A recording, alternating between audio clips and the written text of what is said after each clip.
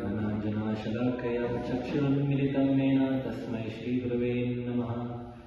मुखं करोति वाचालं पङ्गुं लङ्घयते गिरिं यत्कृपातमहं वन्दे श्रीगुरुदीनतारिणं परमानन्दमाधवं श्रीचैतन्यमेश्वरं। नमो विष्णुपदाय कृष्णप्रेष्ठाय भूतले श्रीमते भक्तिवेदान्तस्वामिनिति नामिने। नमस्ते सारस्वती देवी गौरवाणी प्रचारिणे निर्विशेषशून्यवादी पाश्चात्यदेशतारिणे। जय श्री कृष्ण चैतन्य प्रभु नित्यानंद श्री अद्वैत गदाधर श्रीवासादि गौरभक्तवृंद। हरे कृष्णा कृष्ण कृष्ण हरे हरे, हरे Ram Ram Hare Hare. Hare Krishna. So, any idea which chapter we stop?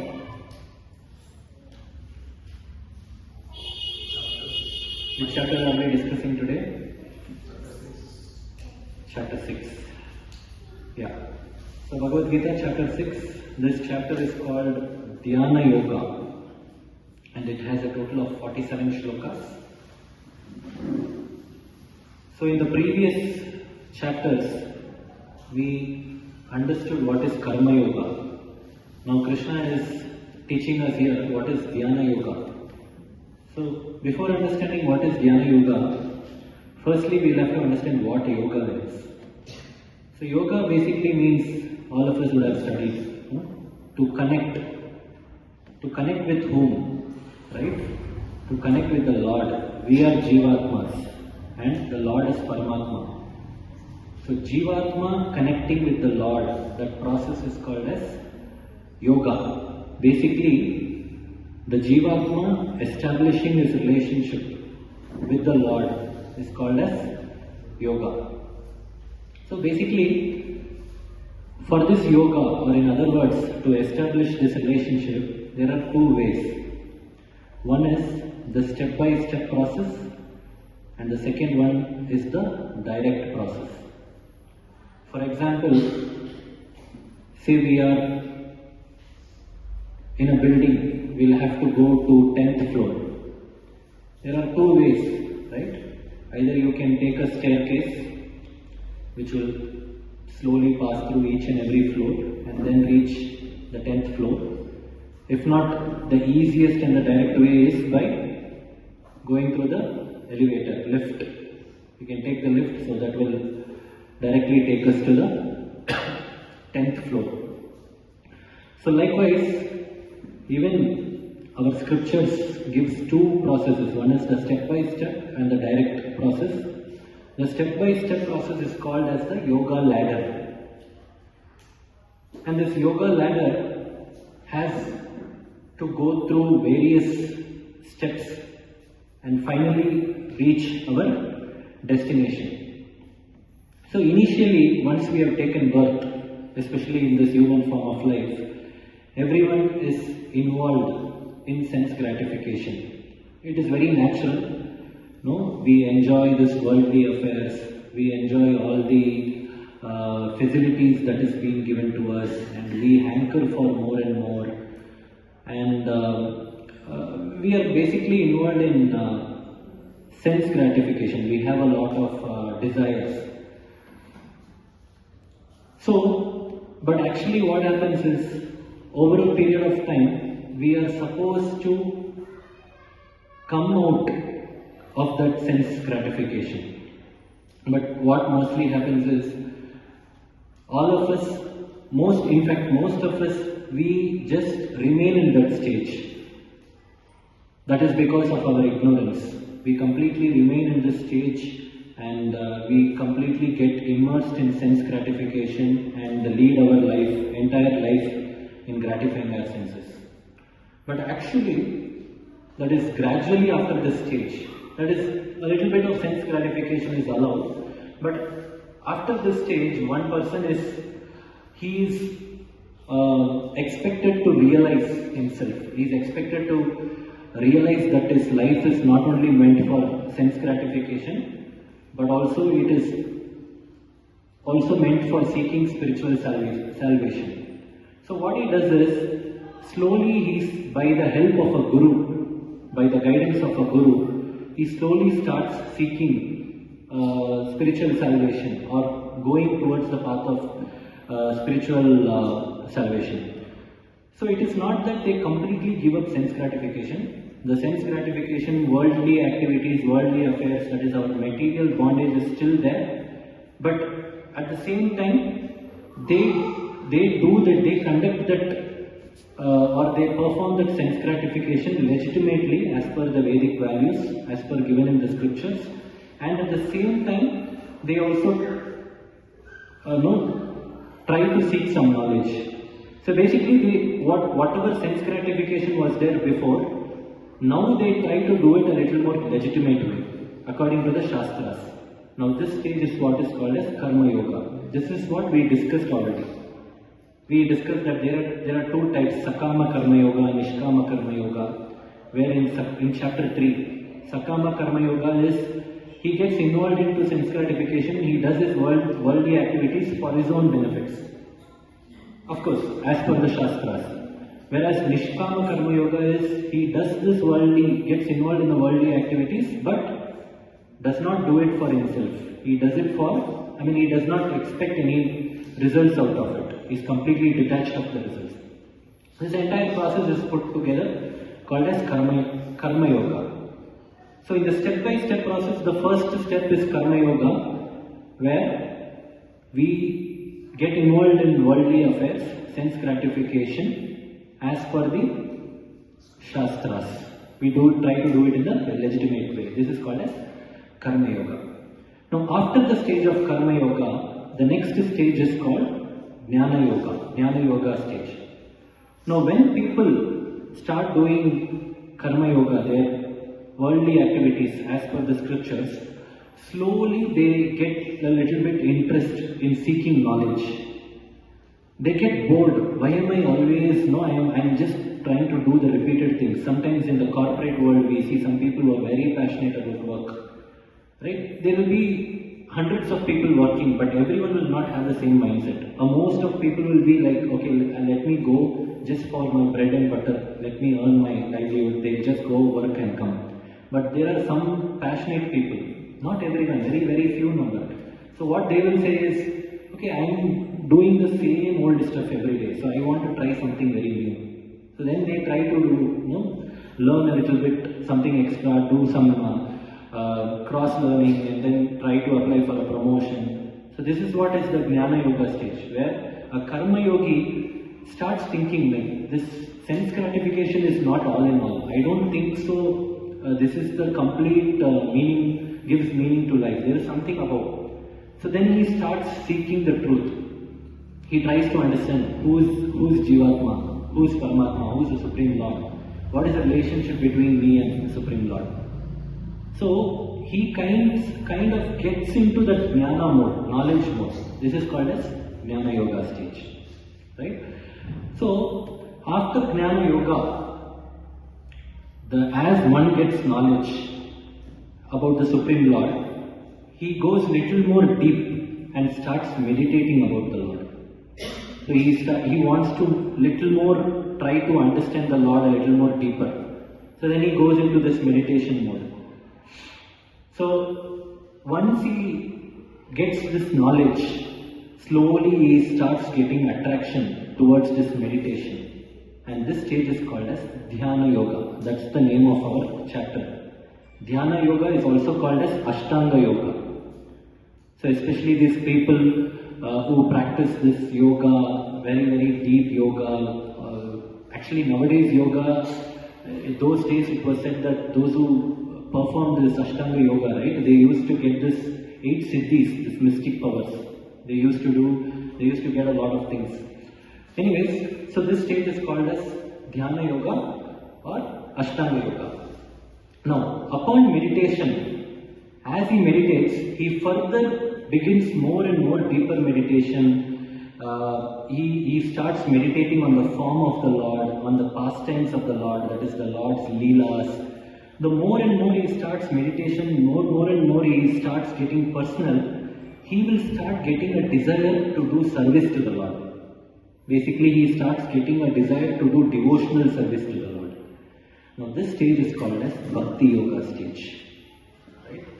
So, this is the step-by-step process where a yogi goes through Karma Yoga, then Jnana Yoga, Dhyana Yoga, and finally Bhakti Yoga. The next process is the direct method. So the Shastra says, however, one does not need to go through all these stages. See, firstly we have to understand whether it is step-by-step process or direct process. The ultimate goal of human form of life is to attain Bhakti Yoga stage. It is up to us to choose whether we have to go step-by-step process or we have to take the direct process. The Shastra says we have the direct process. You can straight away start serving the Lord. You can straight away start engaging in the service. You can offer a lot of services to the Lord. By doing so, you are actually being involved in the Bhakti Yoga stage. You don't have to go by step-by-step process. Why you don't have to go step-by-step process? Because ultimately, even that as a Karma Yogi, Jnana Yogi and as Dhyana Yogi, all these three yoga systems will ultimately lead you to Bhakti Yoga. So then why you have to start from 1, 2, 3 and come to 4? When you have a direct shortcut which goes to 4th stage. So that is what is the direct method. So now the problem is, irrespective of whether we choose the step-by-step process or the direct process of Bhakti Yoga, firstly it is always better to choose the direct process. However, even to do that, we should have a very cooperative mind. A mind, the mentality of the human being is very, very important. Only when we have positive mindset and positive mentality, in other words, only when we have a mind which is very cooperative, only then we can do it. If the mind is not cooperating, then it is very, very difficult. In other words, if we are unable to control the mind or if we are struggling to control the mind, then whether it is step-by-step process or direct process, the whole point of practicing Bhakti Yoga itself becomes very difficult, right? So the conclusion is, it is very, very important for us to understand the nature of our mind and work accordingly. That is what we will see in our first section from Shloka 1 to 9. 1 to 9 describes the nature of mind. We'll go to Shloka number 5.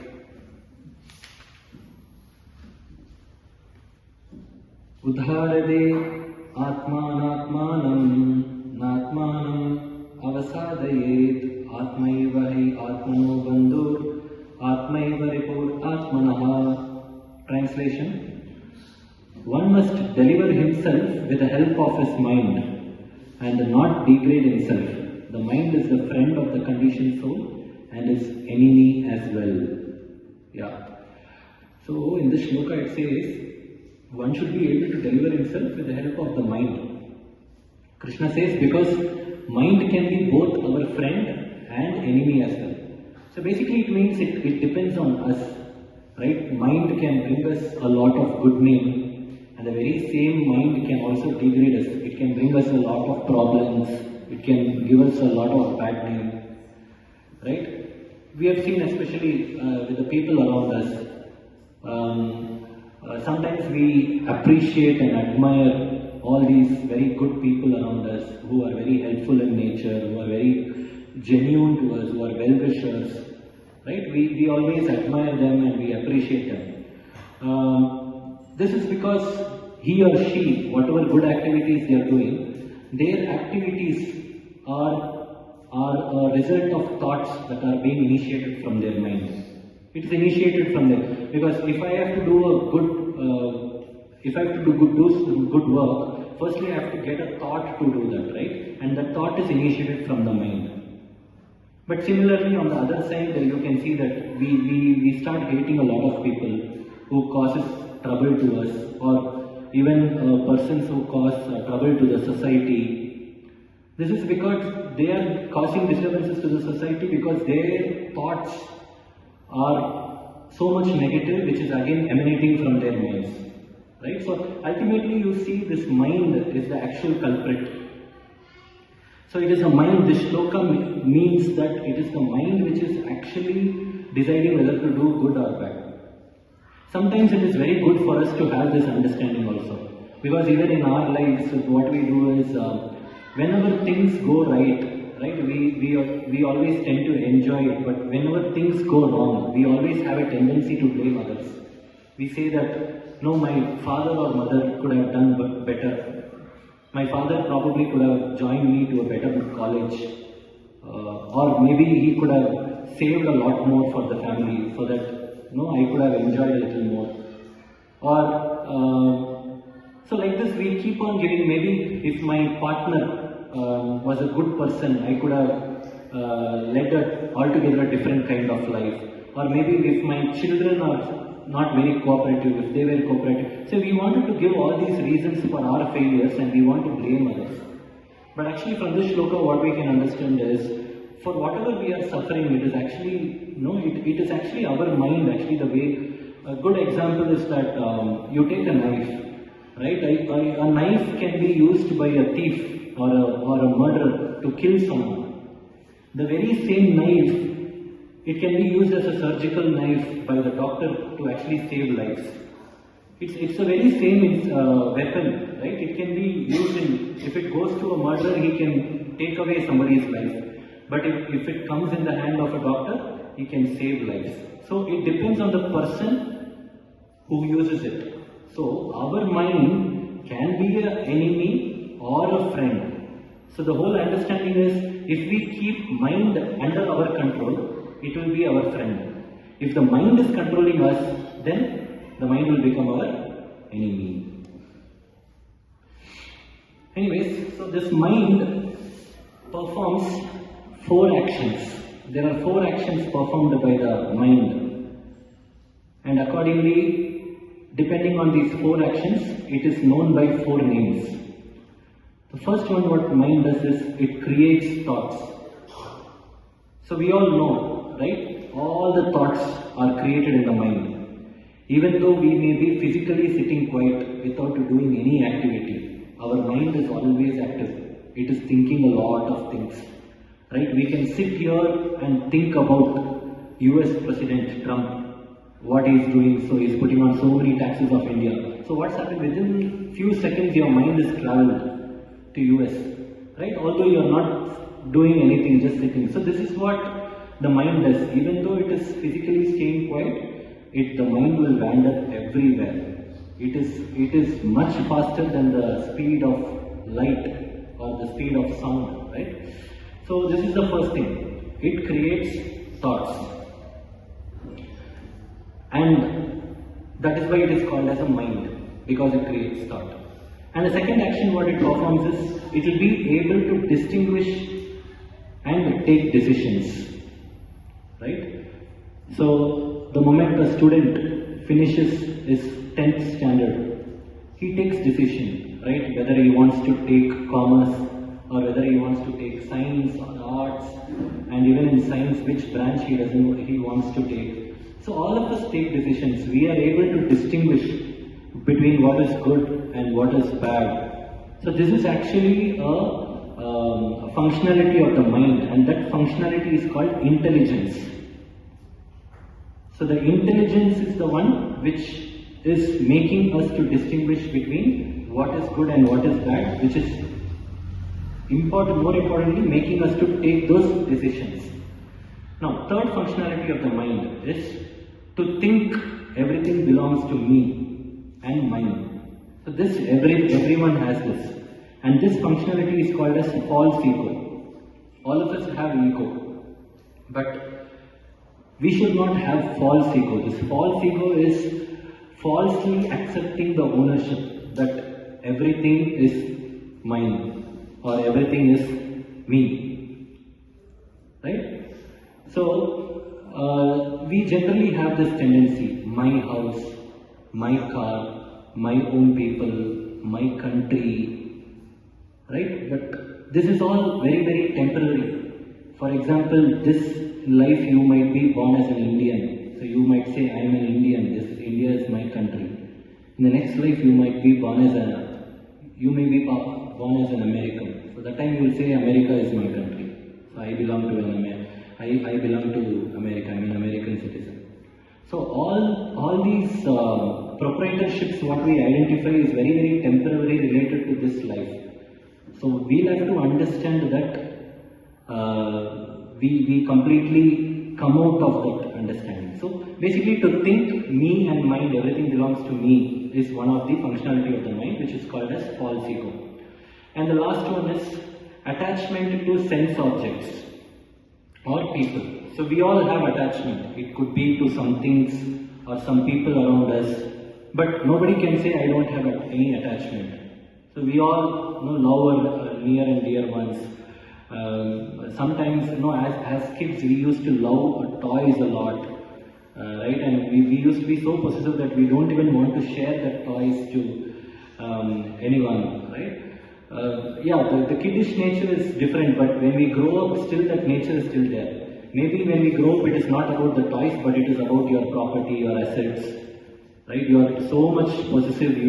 There are people who are also fighting for it, even among own siblings. They go and end up in the court fighting for this, right? So there is this attachment for sense objects and also people. This is what is called, we call it as desires or will. This functionality is called as will or desires. Right, so these are the 4 actions that the mind performs. We'll go to the 6th shloka. Bandhu atmanastasya enatmaivatmana jitaha anatmanastu shatrutve vartetatmaiva shatruvat. Translation: for him who has conquered the mind is the best of friends. But for one who has failed to do so, his mind will remain the greatest enemy. So this point we already discussed. We can choose how we have to take our mind as a friend, or if not, the mind will become our enemy. So basically the point is that if we have conquered the mind, which is if we keep the mind under our control, we can consider the mind as our friend. If the mind is the one which is controlling us, dictating us what to do and what not to do, then the mind becomes our enemy. Right? So when we speak about enemy, we have 2 kinds of enemies. One enemy is the external enemies. Right? Some people may see this person I don't like, he is my enemy. Or you say, for example, when you take India, Pakistan is our enemy, or whatever like that. So this external enemy, what they can do is they can harm us. They can hurt us, they can harm us physically mainly. So but then Shastra says that this kind of a damage which is done by an external enemy, that is not very dangerous. It can be solved. It can be healed. Somebody comes and hits you, right? Somebody comes and physically harms you. You can definitely come out of it. Right? That is why they say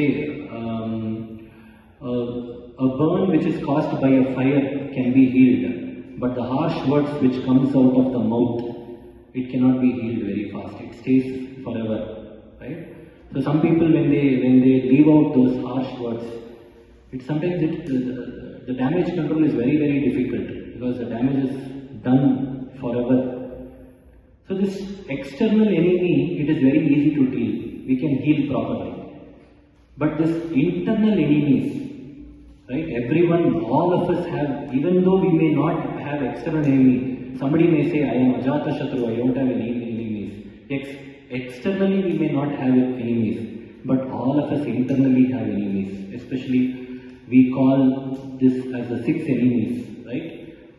What is that? Kama, Krodha, Moha, Lobha, Mada, Matsarya. Like our enemies like anger, greed, jealousy, lust, these things, right? Whenever we get angry, we completely forget ourselves, right? We don't even know what we do. And how is this? Sometimes we get into this lusty mode, or sometimes we get into this false pride, sometimes we get into jealousy mode. We are all in this jealousy. Envy is a very, very big problem everyone has. Everyone gets almost jealousy when we see somebody is doing better than us. Right? We are not able to appreciate them. Actually, we are supposed to appreciate them. Appreciate them, and our thoughts should be that let me also grow, let others also grow. But what we do is we always want to pull them down. Oh, this guy, how come he is doing better than me? Somehow I have to do it. So how are all these thoughts operating? It is operating via the medium of mind. So the internal enemy is actually the mind. And it operates via all these 6: anger, lust, greed, envious nature. So it becomes very, very difficult. So the enemies inside us, they always are very difficult to deal with. The external enemies can be dealt. Internal enemies are very, very difficult to deal. So whether to make the mind our friend or enemy, it depends on us only. How? It depends on how we perform the 4 actions that was discussed earlier. Right? Now let us see mind as an enemy. How the mind will attack us as an enemy. The first thing mind will do as an enemy is it will create negative thoughts. Right?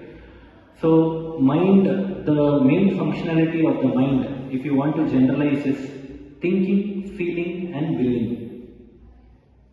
We get some thoughts, we start thinking about it, this is thinking. Feeling. Feeling is within the mind, we are actually planning. It will be so nice if I try to act upon it. Say for example, we are sitting at home and all of a sudden maybe we are watching a movie and somewhere in the ad, in between an ad, we saw ice cream ad. Suddenly the thought of ice cream come into the mind. We think about the ice cream. This is thinking. Next is feeling. Then you start feeling, oh, it will be nice if I also have this ice cream. I also feel like having the ice cream. That is feeling. And then the third one is willing. Willing is you actually decide to go to the shop and buy the ice cream. So you are almost deciding to act upon it.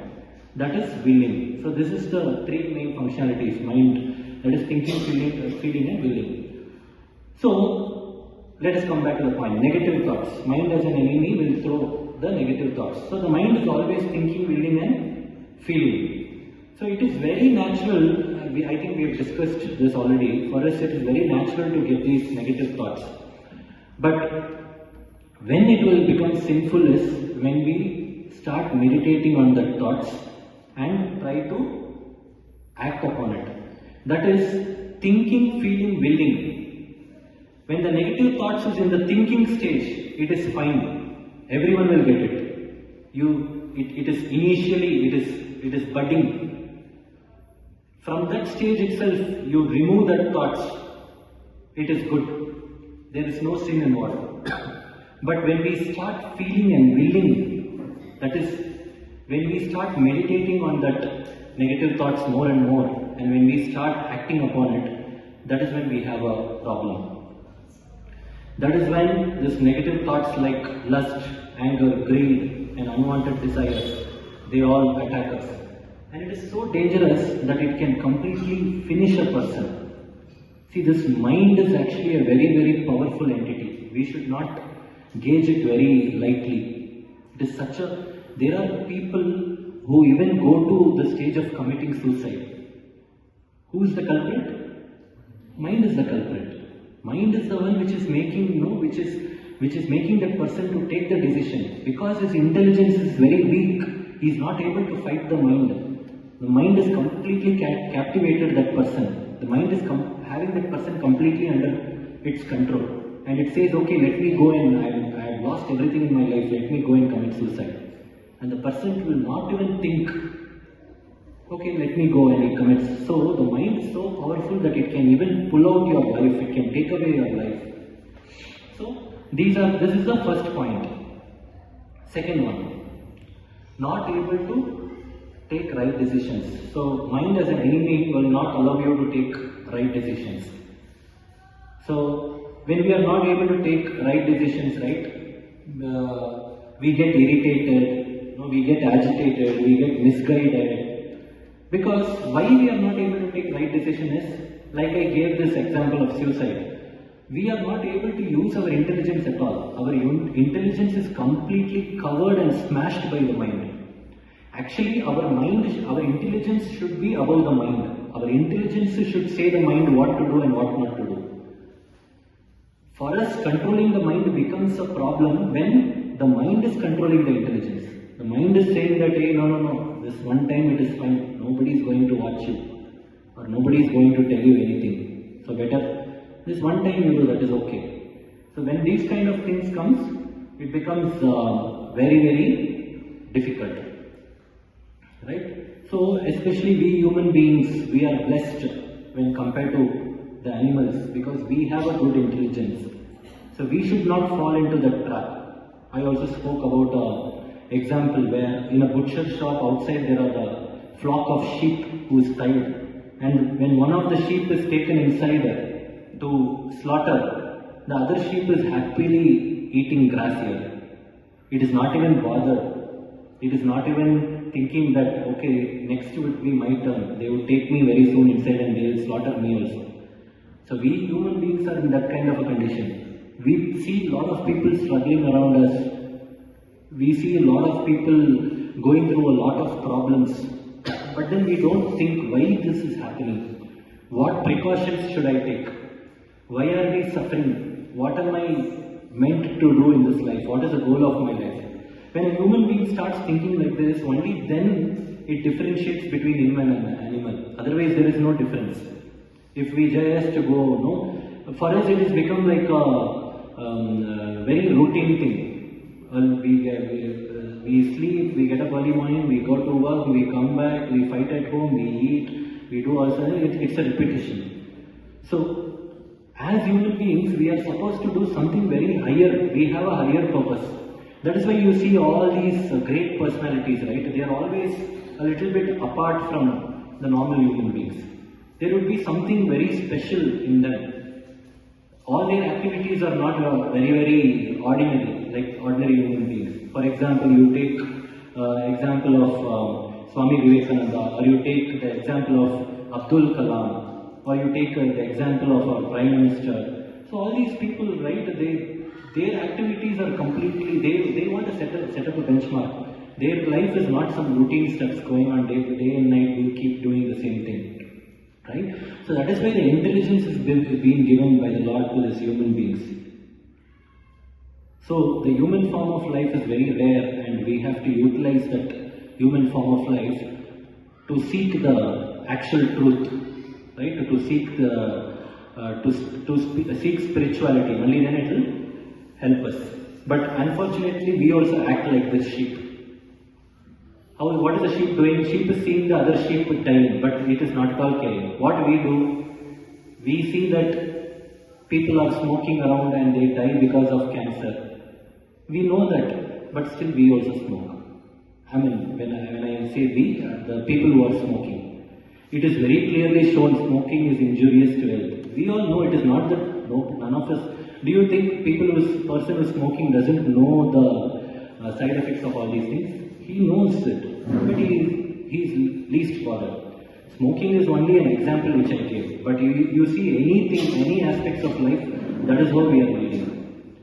We know that even before giving, even though we have not learnt in Bhagavadgita, we know that this material world is Dukkhalayam Ashashvatam. Because there are a lot of, whether Bhagavadgita says it or not, we all know that it's full of miseries and problems. But we want to continue our own way. Right? Anyways, so this is the second point. Third one is false ego. So, mind as an enemy will act as false ego. So, false ego is when we keep ourselves in the center and think that we are the doer of the activities. Right? I am the enjoyer. Everything belongs to me. I am the one who is doing it. It is because of me. All these things are meant for me. So when it's all about me, right? So then it becomes, that is something called as false ego. And the biggest false ego is that to think that I am this body. But we all know that we are not this body, but we are souls, spirit souls, right? So what happens with this false ego is, when we start thinking that it is for me, I am, everything is meant for me, then we get into a lot of depression. We'll feel insulted if somebody is not giving us proper respect. We'll feel ignored when somebody is not giving proper attention to us. We'll feel hurted, we'll feel cheated. So, when a person has a proper understanding that I am not this body, I am the soul, I am not the doer of the activities, it is all carried out by the Supreme Lord.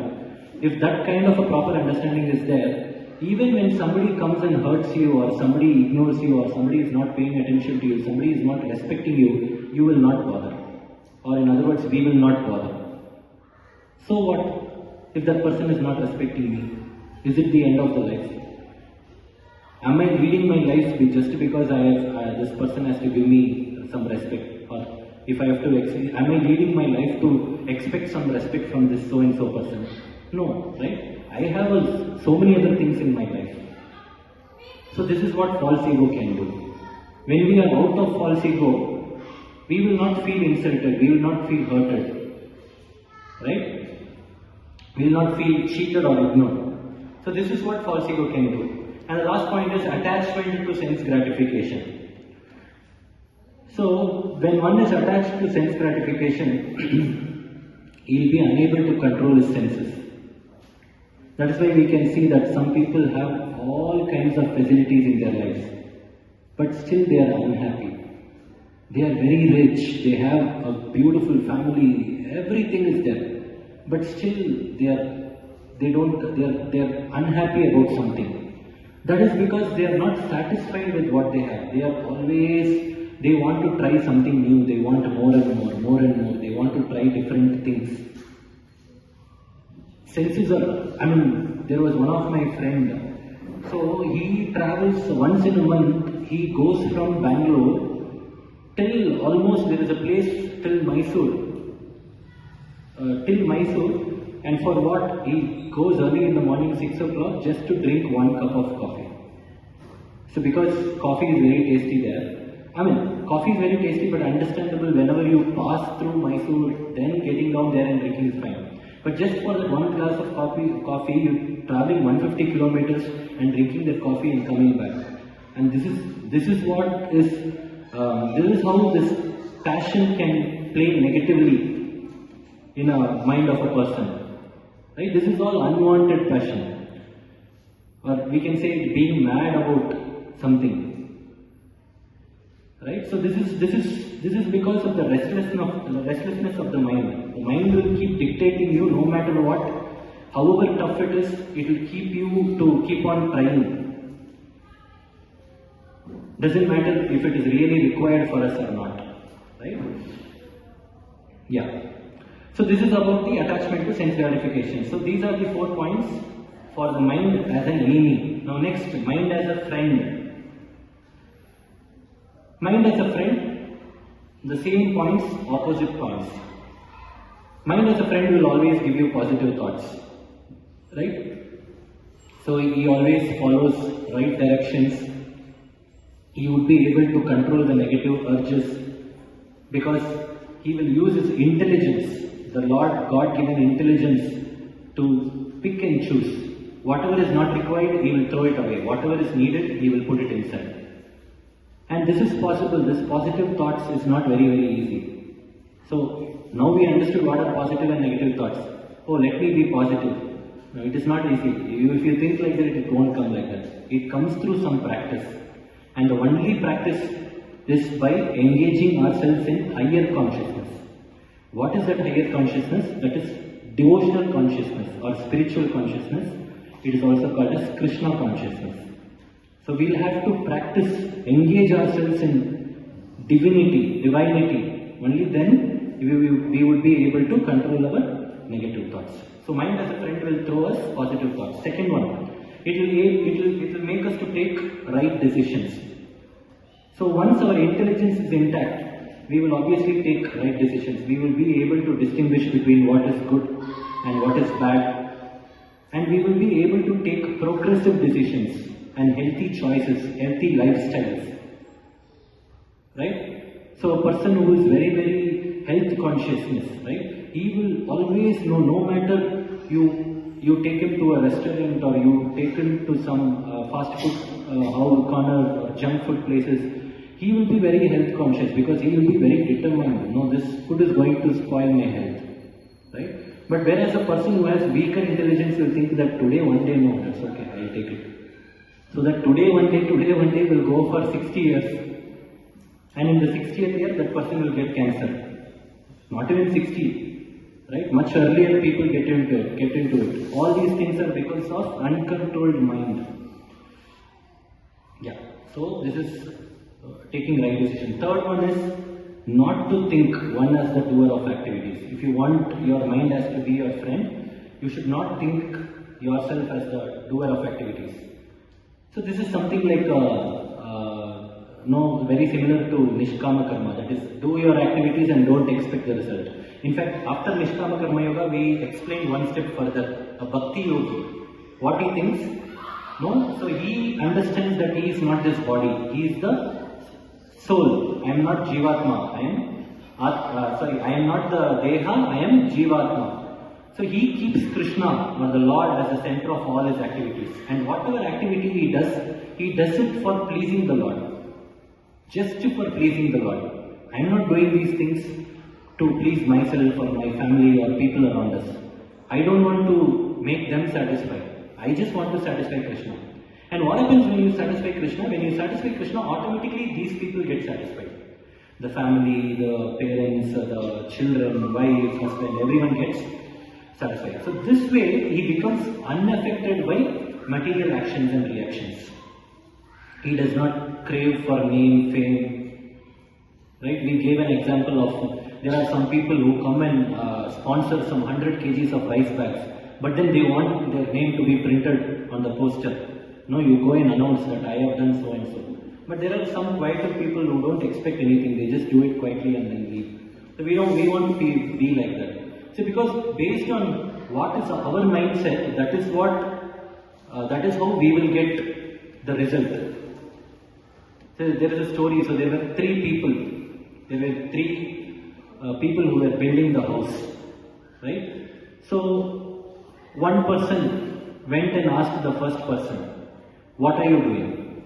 He said, I am building a house, I am carrying stones. I mean, it was not a house, sorry, it's a temple. Three people are building a temple. So the first person was asked, what are you doing? He said, I am carrying stones. And the second person was asked, what are you doing? He said, this is my daily bread and butter. I am doing it for my family. And the third person was asked, what are you doing? So the third person said, I am doing a service for the Lord. I am building a temple. I am trying to help build a temple. I am doing a seva. So, if you see, all the three were right? The person who carried the stones, he is carrying the stone. Second person said, I am doing it for my bread and butter. That is also true. Nobody does free service, right? Third person said, I am doing a seva for the Lord. That is also true because it's a temple. So the first person who said, I am carrying the stones, Lord gave nice physical strength. He kept him very physically good. Second person who said, I am doing it for my bread and butter, the Lord gave him he kept him very financially good. But the third person who said that I am doing a seva for the Lord, only for that person the Lord gave mukti, liberation. Only he went back to Vaikuntha. So all the three are doing a job, but with different mindsets, and all are doing it correctly. All their mindsets were also not wrong. I can't say correct, but not wrong. But the mindsets were different and they got the results according to their mindsets. So we should know what is the kind of mindset we have to carry. Yeah, the last point. Detached from sense gratification. So we have to be completely detached. So mind is under control we can control the mind only by the practice of devotional service. So, because detached from sense gratification, how can the senses be controlled? Senses can be controlled only through the mind. It is actually like a step. Senses can be controlled by mind can be controlled by intelligence. Right? So we cannot go and directly, I don't see, The mouth don't eat. We cannot control like that, right? You cannot tie up your mouth for 1 week and say that I will not eat. You can't do that. Not even 1 week, even for 1 day it is not possible. So all this outwardly mechanical things will not do. Everything has a technical way of doing it. So you can control your senses only by controlling your mind. Through the mind is what you can control. For example, if you want to go to an elephant safari, you can't go and tell the elephant, take me there. The elephant will not understand anything. Similarly, the senses will not understand anything. You have to go and tell the mahout, the elephant driver who is there for the safari. So he will speak in a language which elephant understands because they have a connection. The elephant driver and the elephant has a connection. The elephant will not understand you, but the elephant will understand the elephant driver. So you have to go and speak to the person who is in charge of the safari, the elephant driver. Then he will convey and take the elephant. So similarly, we will have to try to control the senses through the mind. We should not try any direct way. That is basically when I say mind, through our mind and intelligence. Okay, so this is our first section. We saw mind as an enemy and as a friend. Next section is from Shloka 10 to 32. This section discusses about Dhyana Yoga. So this section, when it explains Dhyana Yoga, it says that this Dhyana Yoga is an alternate route for mind control. Which means we have to understand this. It is not a straightforward route. It is not a direct process. Dhyana Yoga is an alternate route. Okay? So Krishna says that to practice Dhyana Yoga, one must do the following. So from Krishna explains what to do if one has to practice Dhyana Yoga from verse 10 to 18. I am not reading out all the verses, but we will see some of the important points what Krishna says. So these are all the points Krishna gives for one who wants to practice Dhyana Yoga. So the first point, one should live in a secluded place.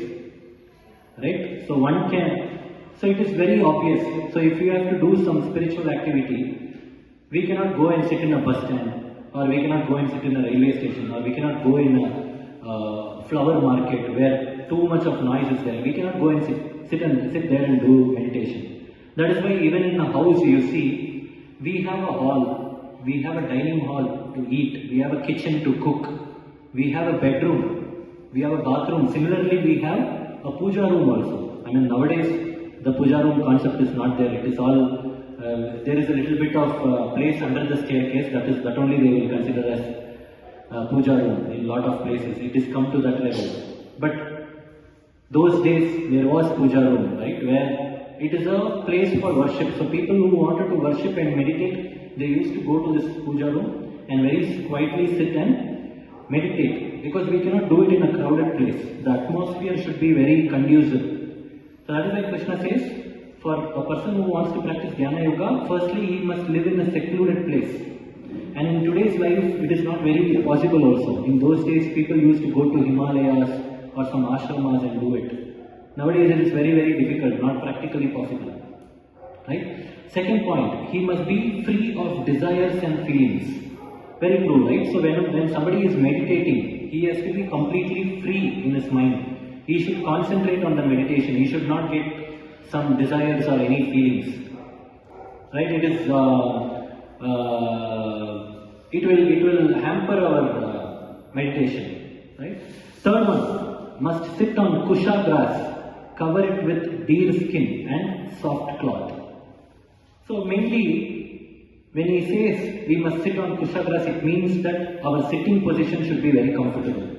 So we have to make ourselves comfortable. Only then we can concentrate on our meditation. That is why when you go for all this yoga and all, they make sure you sit straight, possibly lean against a wall and sit properly. If you sit crisscross or somewhat, if your leg positions are not correct, if you are not sitting straight, then it's very difficult. Why they mention kusha grass? Kusha grass is your darpa grass, right? It is a sign of auspiciousness, and it keeps all the negative vibrations away. That is why we say kusha grass. And deer skin, why it is mentioned is, those days people who used to meditate, they used to put on deer skins, not because they did not have any clothes. because they used to do that so that, because this meditation generally they used to do in the forest. So this deer skin will keep away all the insects and reptiles away. So that is why they used to use this deer skin. So everything has its own reason, right? Nothing is mechanical or without a reason. And next point is said that seat should not be very high or low, and it should be sacred. So sitting high, sitting very high, it may, when you go into meditation, people may fall. And sitting low, if you are sitting very low, then there are chances that you get a lot of disturbances, maybe from animals and all those things. And next point, we must maintain correct sitting posture and then fix our mind on one point. One should hold one's body, neck and head erect in a straight line and stare steadily at the tip of the nose. So it is said that one should sit in a proper position, neck, body and head, everything should be in a straight position. And it is also said that one should concentrate his eyesight on the tip of the nose, which means he should not completely close his eyes or completely open his eyes. What happens when when he opens his eyes? He'll get distracted, things going around us. When he completely closes the eyes, they'll go into sleep, right? You can see in the yoga classes itself. I'm actually attending yoga classes daily. I go to yoga classes. So in the last they make us to do this Shavasana. In that Shavasana, at least 20 to 30% of the people will still lie down. The sir has to come and wake them up. And there is also something called as Yoga Nidra, where once in 2 weeks or once in a month they make us to do. So Yoga Nidra, the term itself means that Yoga Nidra, you are externally closing your eyes. It looks like as though you are sleeping, but actually you are connecting. You are concentrating, connecting on something. But people, the moment they start Yoga Nidra, people go into sleep, right? So that is why it is said that some people when they chant, they will ask, Prabhu, I feel very comfortable when I close my eyes and chant. I say that is fine, whichever you feel comfortable, but make sure you don't go into sleep. Because when you close your eyes, then after some time you will be sleeping. Anyways, the point is that these are all the points that should be taken care. Now, next point, mind should be unagitated, relaxed and under control. It should be free of fear. Brahmacharya should be practiced, celibacy. One must not eat too much or too less. One must not sleep too much or too less. See, this is very, very important. Bhagavadgita also teaches us how much we have to eat. It is said that one should not eat too much, at the same time not eat too less also. Some people who eat very less, they feel very proud of about themselves. Oh, I am maintaining a very nice zero figure, I am eating very less. No, I am dieting. But Bhagavad Gita says that is also bad. Because it will make you weak. It may not allow you to do your things actively. And not only that, because you are eating very less, on the mind level, you will get a lot of attraction on the food. No, you will always be in a tendency to eat, even though you are not eating. In the mind level, it will be. Actually, Shastra says that correct food habits that know your stomach capacity. 50% of your stomach should be filled with food, solids. 25% of the food should be filled with water, and the remaining 25% should be empty. What we do? In 150% we fill with food, and remaining 50% we fill with water. Where is the place for vacancy? If we find little bit vacancy, again one more 20% we will again fill with food only. So, where in the 100%, this is like, in a 2-bedroom capacity, where if 8 people are living together, what will happen? So that is what we are doing to our stomach. So if we eat like that, it is not a very conducive, it will not give us a conducive environment to practice spirituality. Because when we eat more, what will happen is, we will always be lazy. We will be in a sleeping mode. We will not be active. So when we are not active, we won't be interested in this. What Hare Krishna, Hare Rama, we can see later. First let me go and sleep. This will be the mindset. Right? Okay, so these are all, I have not covered everything. From 10 to 18, if you have time, you can go read it at home. So these are all some of the key points which Krishna has covered. Now the benefits of Dhyana Yoga is explained in verse 30. Yo mam pashyati sarvatra sarvam cha mayi pashyati tasyaham na pranashyami sacha me na pranashyati. Translation: for one who sees me everywhere and sees everything in me, I am never lost, nor is he ever lost to me. So all these points what we discussed now, if a person who practices it, Krishna says, he will see me in everything. That is, in this creation, he will see the presence of Krishna in the entire creation, and in Krishna he will see everything. So he will see in all the things, objects, whatever is there in this world, in everything he will see Krishna's presence, and within Krishna he will see that all these things are present. So that way, he is never lost to me. So he will be always in remembrance of me. He won't be lost to me. This is the benefit. Now next section. Shloka. I will park Dhyana Yoga here. Now we have seen the benefits.